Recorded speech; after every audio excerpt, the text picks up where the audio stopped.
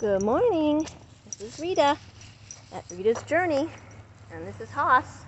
If you haven't met Haas before, he is, I believe, an American Pitbull. I think that's what they call him. He's overweight, but if you look up American Pitbull, you'll see a guy that looks kind of like this, just a little skinnier. And he's a doll. He's really sweet. I was a little nervous when I first started walking him because I didn't know him and didn't know if he was a friendly dog or what. But he's been just wonderful. When he sees other dogs, he whines because he wants to go say hi. Unfortunately, I can't do that. Over across the street here is a Doberman we see every time we walk by here. And the Doberman's really nice too. I mean, I don't know what he'd be like off of his... There he is. Sorry on all this moving around. There he is. See, he's watching us. But he got used to us, and dogs pretty much just kind of ignore each other. So that's good. I'm okay with that. I don't confront or... when I have a big dog like him, I don't go up to other dogs to let them greet each other, because it's just, I don't want to lose control of the situation. Sometimes dogs can be unpredictable. You know, so little dogs I am willing to take a little more risk, but he's a big, strong dog, and I don't want anything bad to happen to him or any other dog that he might come into contact with. So I have to be careful. Anyway, I've been walking Haas for, I don't think quite a year yet. It's about 3 times a week usually. Oh, it's noisy over there where we're going, darn it. I wanted to talk about my goals. So, like I said, I found out this year that I have had ADHD my whole life. You develop or have ADHD from basically the time you're born. It's considered genetic. You're born with it, and you have it as a child, and you have it your whole life. And you can use tools to combat it and to do well in life. There's certainly plenty of medications out there that can be tried. I have chosen not to do that. And there's tactics that you can use. My daughter discovered early on that if she ran a lot, like every day, that helped to keep her anxiety and her ADHD symptoms down. Anxiety usually goes hand in hand with ADHD for various reasons. Anyway, but I've had ADHD my whole life, and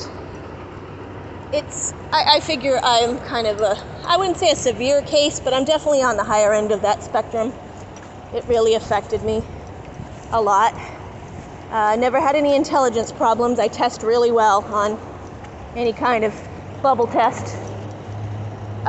So it's not an intelligence thing. It's just sort of a life thing. Emotions play into it. I'm saying all that to say I haven't accomplished much in my life. I do have 2 productive, good daughters that I raised, so that is an accomplishment. But as far as financially or career-wise, not so much. And part of the reason is that for whatever reason I decided it wasn't important to me. I've dropped out of society sometimes for years on end, just getting by, because I think a lot of it's just because I can't deal with the stress, or I didn't think I could deal with the stress of working with people, and the memory problems make things kind of painful for me. But having said all that, now that I know I have ADHD, I'm trying to use some of the tools to get better. I need to make up for some lost time, in my opinion. And the reason for that is I don't want to be a burden on my children when I get old. If I don't have any money and I can't work anymore, they're going to feel like they should take care of me, and which is very kind of them, and it's very appreciated, but I really don't want to burden them like that. You know, I'd like to be able to at least pay my own way. So, you know, I've been thinking a lot about things this year, and I still don't know exactly how to make the kind of money that I feel like I need to make. That's all still kind of up in the air. And it's always changing. The world is constantly changing. So I don't beat myself up. I'm trying not to beat myself up for not knowing exactly what to do. I mean, I'm not going to become a coder. It's not going to happen. I don't have the memory for it. The eBay thing, maybe. If I can get fast enough and then I can teach other people how to do it, I might be able to make money at that. I think about that a lot. Dog walking, I like dog walking. I'm limited by time and energy on how many dogs I can walk a day. And I think about it a lot, but I don't think I want to have employees or contractors working for me, because it's just a lot of responsibility. But we'll see. You know, if I require everyone to have insurance, then in theory, if anything were to happen, the insurance would be sued. But that's something I would have to look into a lot more. It's just, I don't know.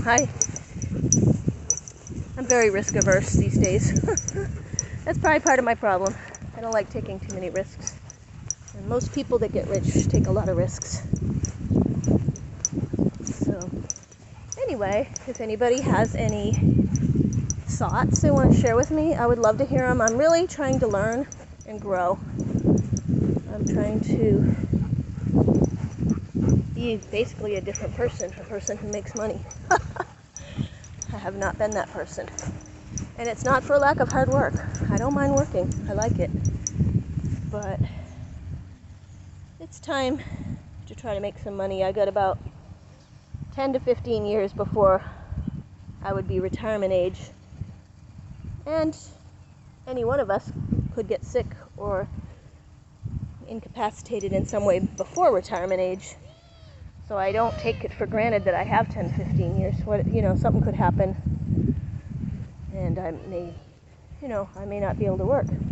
So I'm really thinking about this a lot. Probably going to talk about it a lot on this channel. And love to hear people's input, what they think, what's worked for them. You know, have you come from nothing and made some money, made some good money, and have some investments and things like that?